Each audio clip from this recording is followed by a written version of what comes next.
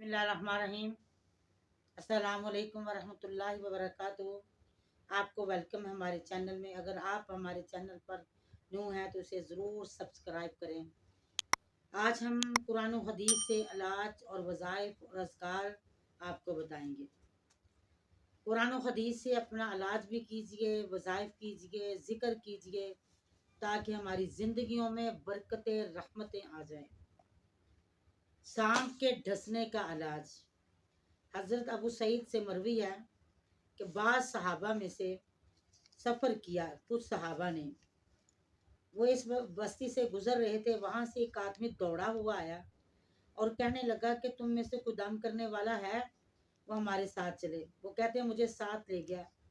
उस बस्ती के सरदार को सांप ने डसा था, जिसकी वजह दर्द की वजह से वो बिल बला रहा था।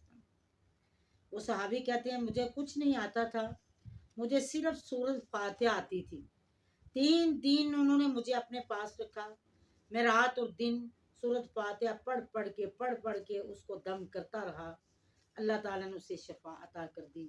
फिर जिस वक़्त वापसी उन्होंने मेरी की तो मुझे 40 बकरियां दी।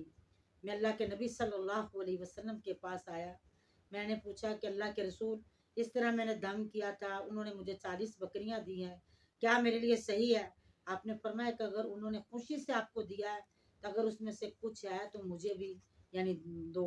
उसने कहा मेरे पास एक दस्ती है। यानी मतलब ये है कि दम करने से सूरत फातिहा पढ़ के दम करने से मरीज को शिफा मिलती है। आप सब लोग सूरत फातिहा को सुबह शाम फजर और मगरिब के बाद 7-7 दफ़ा पढ़ें। अपने ऊपर दम करें। किसी किस्म की भी तकलीफ है अल्लाह ज़रूर उसे रफ़ा फरमा देगा।